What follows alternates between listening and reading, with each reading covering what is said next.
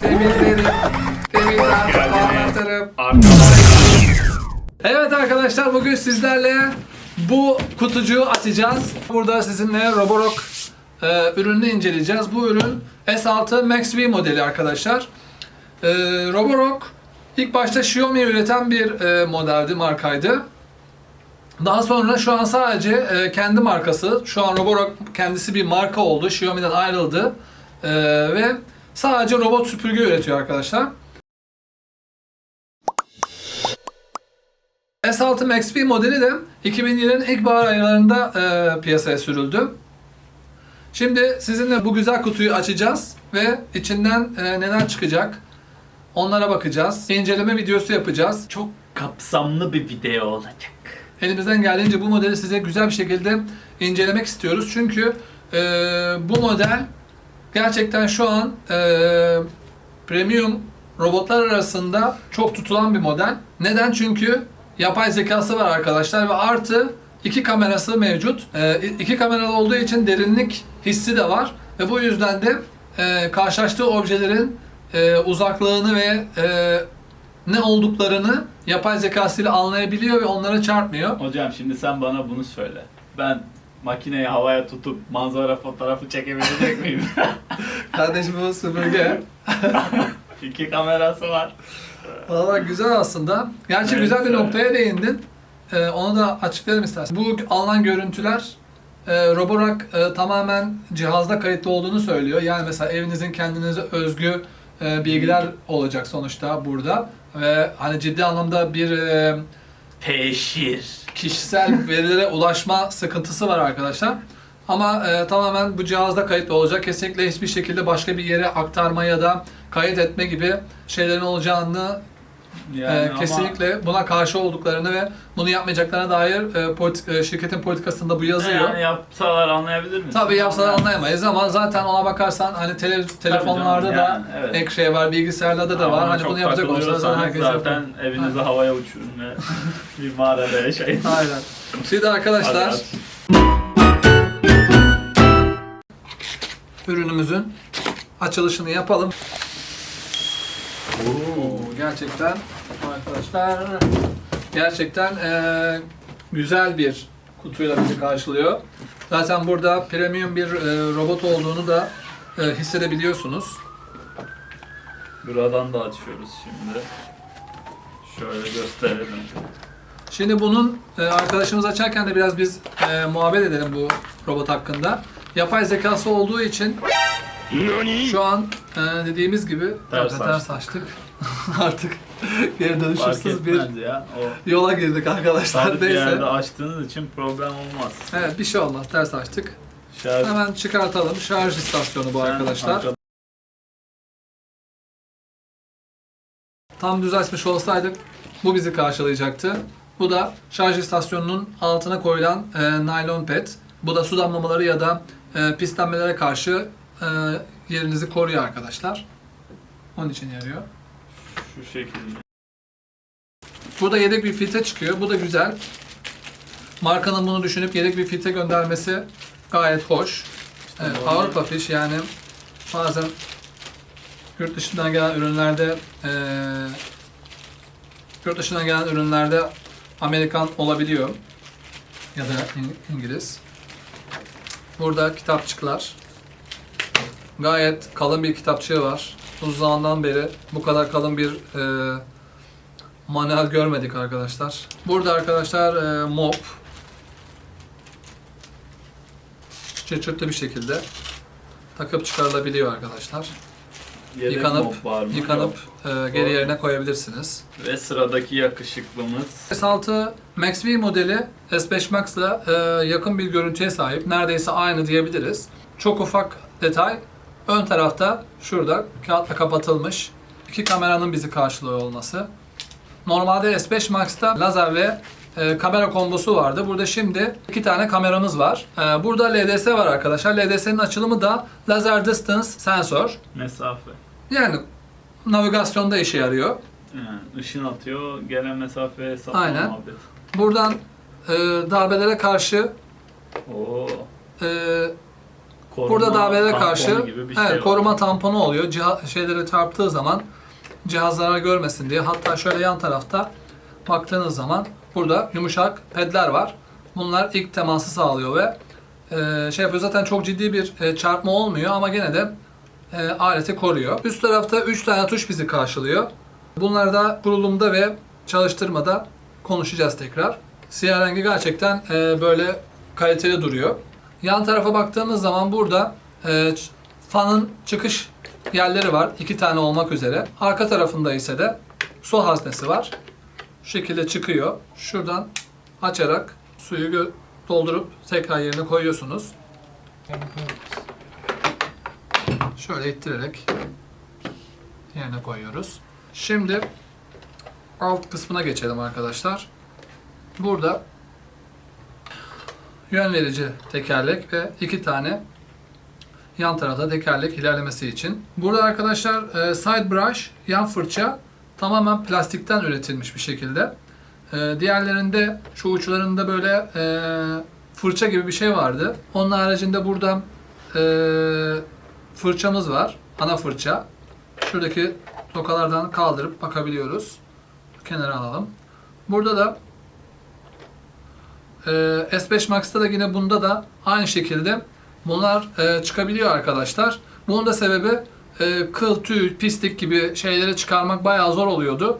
Bu şekilde çok daha rahat bir şekilde çıkarabilirsiniz. Onun haricinde şurada su tankımız var demiştik. Alt tarafta sensörlerimiz var arkadaşlar. Burada 1, 2, 3, 4, 5 ve 6 tane sensör var. Bu sensörler de mesela üst katta temizlik yapıyor. Merdivenin başına geldi. Hemen alt tarafın boşluk olduğunu anlıyor ve hemen geri geliyor. Burada arkadaşlar şurası açılıyor. Burada arkadaşlar şu şekilde kaldırıyorsunuz. Burada temizleme fırçası var. Bununla filtreleri temizliyorsunuz. İşte çöp kutusunun kenarlarında kalmış olan pislikleri temizliyorsunuz. Buradaki bıçak sayesinde de kıl, tüy tarzında şeyleri koparabiliyorsunuz. Aynı zamanda şu uçta hard reset atmak için kullanılıyor. Burada arkadaşlar çöp kutusu 460 mililitre. S5 Max da aynı. S6'da 480 mililitre bu. Burada da su tankının hacmi 297 mililitre. Bu yine S5 Max ile aynı. Yalnız burada elektronik su haznesi var. Alet otomatik olarak ne kadar su ihtiyacı olduğunu belirliyor ve o şekilde suyu veriyor. Halının üzerine geldiği zaman daha farklı bir vakum, daha güçlü bir vakumla çekiyor. Normal yüzeyleri istediğiniz, bunları zaten aplikasyonda ayarlayabiliyorsunuz. İstediğiniz şekilde hangi odayı daha fazla vakumla çekmesini istiyorsanız onu ayarlayabiliyorsunuz. Aplikasyon gayet geliştirilmiş bir aplikasyon. Mesela odalara isim verebiliyorsun. Onun haricinde hangi odayı ne kadar işte biraz önce söylediğim gibi suyla ya da vakumla çekmesini ayarlayabiliyorsun. Saatini ayarlayabiliyorsun. Bu arada birkaç katlı evler için farklı haritalandırma şekilleri de mevcut. Bu biraz önce baktığımız bu kameralar yapay zekalı demiştik. Yapay zeka ile beraber çalışıyor demiştik. Burada zaten farkını ortaya koyuyor alet. Mesela temizlik yaparken karşısına bir ayakkabı çıkıyor ve sen bunu aplikasyonda görebiliyorsun. Ayakkabıyı kaldırıp alıyor. Öyle değil. Ayakkabıyı sakınıyor ama ayakkabıyı gördükten sonra kameralar ayakkabıyı da onu temizlesin. ayakkabı olduğunu anlıyor ve sana o noktada ayakkabı olduğunu aplikasyonda gösteriyor. Ve ben bu ayakkabını bu arada bıraktım. Burada da bir ayakkabı var diyor. Şeyleri gösteriyor. Orada da bıraktığı, dağıttığı şeyleri görebiliyorsun. Çorapları gösteriyor mu? Aslında Kanepenin altında kalan burada bir çorap var. Aynen bak, özellikle ayakkabı, çorap, kablo, şu şekilde kablo, bunu bitireyim ondan sonra ona geri döneyim. Kablo ve evcil hayvanların kakalarını tanıyabiliyor. Şurada gülme gerçekten güzel bir özellik çünkü bazı robotlarda işlemi Değil mi? Gerçekten tamamen güzel bir özellik. Mesela kedi kaka yapmış oluyor, köpeğe kızıyorsun. Bunun önüne geçebilir. Herkes suçundan müzdarip olacak. yanlışları düşünmek lazım. Mesela yapay zekalı olmayan bir kameradan evde hayvan besleyen, evde hayvan dostlarımız var diyelim ve ortalığa bazıları herkes eğitim vermiyor, bazıları ortaya yapabiliyor. Bu kakayı robot pislik olarak görüp alıyor, güya temizlik haznesine doldurmaya çalışıyor. Tabii fırça kaka olduğu için geçtiği her yeri kaka yapıyor ve gerçekten berbat şekilde ortalığı dağılıyor. Yani hani halıyı artık çöpe atarsınız bilmiyorum. Onun dışında kablo da çok önemli. Burada kabloyla alakalı takılıp ev kazalarına sebep olabiliyor ya da başka şeylere sebep olabiliyor. Mesela bir videoda izlemiştim ben.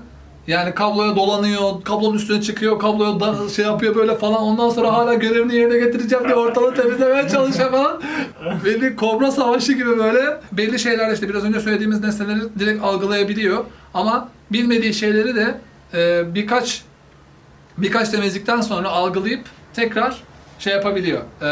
Bunları algılayıp onlar orada Hafızaya diyor ve atıyor hafızaya atıyor aynen. Bu arada gerçekten 5200 mAh, diğerleri de bütün SL'leri yine 5200 mAh.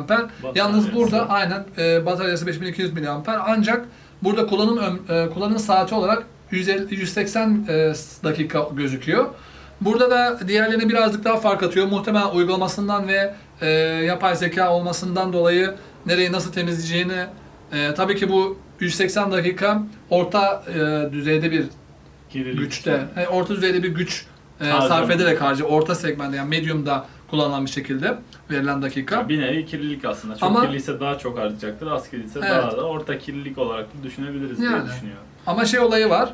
Biraz daha diğer arkadaşlarına göre yani SL'lerine göre onların kullanım ömrü bir tık daha aşağıda. Yani burada yine bir tık üste çıkmış oluyor. Muhtemelen kendi uygulamasıyla ve akıllı yapay zekasıyla. Tabii bu arada 2500 Pascal'lık bir çekiş gücü var. Burada sanırım S5 Max'ta da 2500 Pascal'lık bir çekiş gücü vardı ama diğer SL'lerinde 2000 Pascal'lık bir emiş gücü var. 180 dakikası doldu diyelim. Bataryası bitmeye yakın, şarj istasyonuna geri gidiyor. Şarj ediyor ama evin ya da temizlenmesi gereken yerin daha ne kadarını yeteceği şekilde şarj olup ondan sonra işlerine devam ediyor. Yani tamamen bataryayı doldurup ondan sonra temizliğine devam etmiyor. Burada tabii zamandan kazanıyor. Mesela siz işteyken ya da geceleyin çalışırdınız diyelim.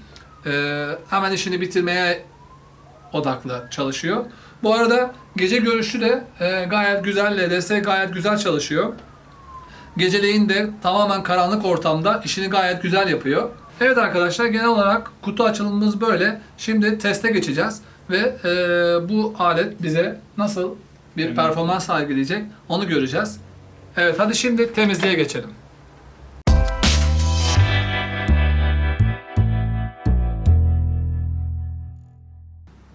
Kurulum için Xiaomi'nin ya da Roborock'un aplikasyonlarının ikisini de kullanabilirsiniz.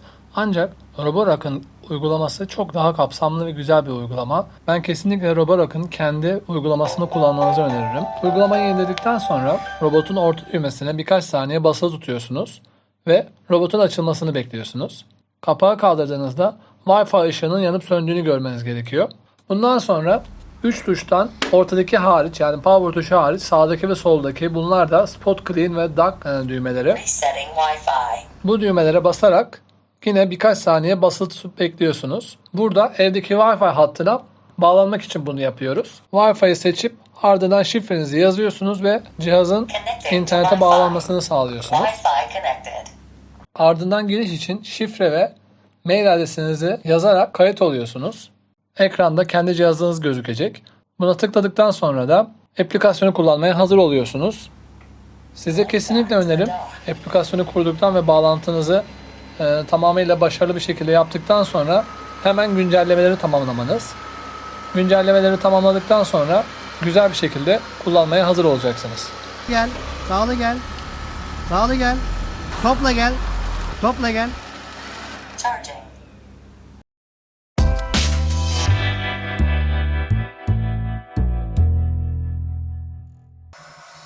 Kurulumunu tamamladıktan sonra şimdi temizliğe hazırız. Ben burada yere bazı nesneler bıraktım. Ayakkabı, kablo, oyuncak, çorap. Fark ettiyseniz buradan aplikasyonda anlık gözüküyor. Çok küçük gecikmeler olabiliyor tabii ki. İki kamerasının olmasından dolayı derinlik hissi var. Ve bu yüzden de çok daha rahat bir şekilde nesneleri görüp tanıyabiliyor. Oradaki fotoğrafların üzerine tıklayarak ne olduğunu size söylüyor. Siz iş yerindeyken uygulamayı açıp kullanabiliyorsunuz ve temizliğe başlatabiliyorsunuz. Fark ettiyseniz burada kabloya hiç yaklaşmıyor. İnternette izlediğim videolardan dolayı çok ciddi sıkıntılar doğabiliyormuş. Muhtemelen şirket bunu ön planda tutmuş, nesnelere gayet nazik davranıyor. Burada yapay zekayı uygulama üzerine isterseniz açıp kapatabiliyorsunuz. Bu özelliği de var.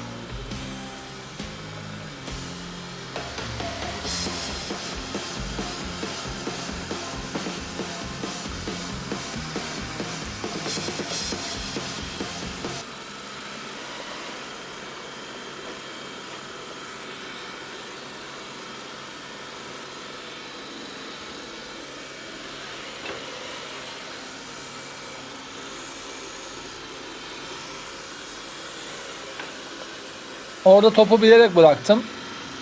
Top oynamayı seviyor mu diye bir bakayım dedim. Yuvarlak olduğu için hareket ettirmesi kolay olacaktır. Hiç ittirip altını temizlemeye olduğu yerde bırakıyor.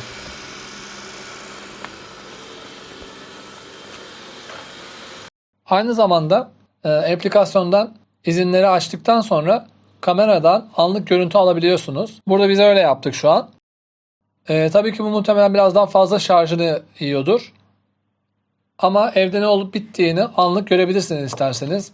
Bir şeye takıldı mı, ne oldu, ya da evde hırsız var mı, ya da çocuklar ne yapıyor. Hatta şurada remote kontrol tarafına geçtiğimiz zaman cihazı siz kendiniz istediğiniz şekilde hareket ettirip istediğiniz yöne götürebiliyorsunuz. Artı mesaj kısmında da kendi konuştuğunuz sesli mesajları karşı tarafta cihazın hoparlöründen bulunduğu ortama veriyor. Uygulamanın başka bir güzel özelliği de No Go Zone ve No Map Zone var. No Go Zone'da kendiniz ihtiyacınıza göre ve odanın durumuna göre robot belirlediğiniz alana gitmiyor. Aynı anda 10 tane kullanabiliyorsunuz. 10 farklı bölgede kullanabiliyorsunuz. Ondan fazlaya çıkamıyor maalesef. Artı No Map Zone'da da istemediğiniz yerleri silmiyor arkadaşlar. İş temizlik testine geldiğinde burada büyük taneli pislikleri ortaya bıraktığımızda ne kadarını temizleyeceğini hep beraber görelim. Buradaki haritada da anlık şekilde görebiliyorsunuz. Pisliklerden bakalım yüzde ne kadarını bize geri getirecek.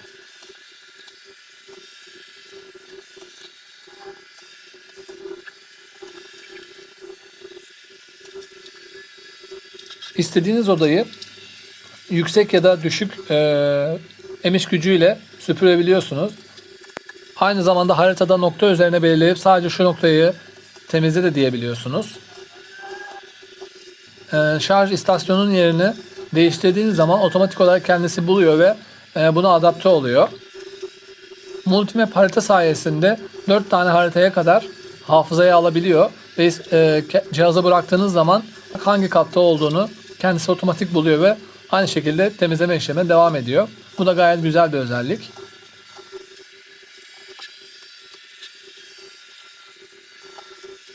Arkadaşlar 99 gramını tekrar toparlamış. 100 gramdan 99 gram geri geldi. Starting to clean. Devam ediyoruz. Yine ortama 100 gram döktüğümüz pisliklerden bakalım ne kadar geri gelecek. Burada genelde kenardan başlıyor. Haritasını tamamladıktan sonra da orta alanları temizlemeye devam ediyor. Görüntüleri 10 kat hızlandırılmış şekilde izliyorsunuz.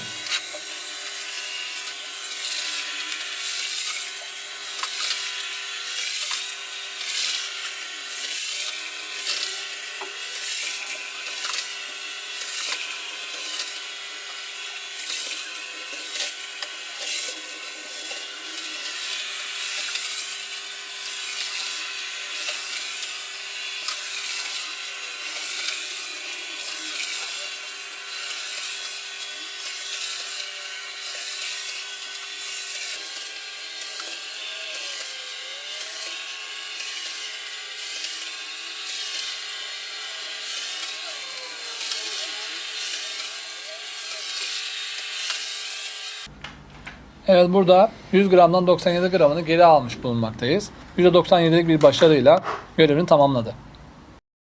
Çay, kahve ve üzüm suyunu birkaç saatlik kurumaya bıraktım ve ardından temizliğe başladık. Bakalım nasıl bir sonuç elde edeceğiz. Birlikte görelim. Evet, ilk temizlemede ilk üzerinden geçtiğinde gayet güzel bir sonuç verdi. Bunun üzerine genelde zaten ikinci kere her zaman geçiyor. Kutu açılımı ve inceleme videosunun daha sonuna geldik. Destekleriniz bizim için önemli. Abone olup bildirimleri açmayı unutmayın arkadaşlar. Sorularınız varsa yorumlar kısmına bırakabilirsiniz. Takipte kalın. Başka bir videoda tekrar görüşmek üzere.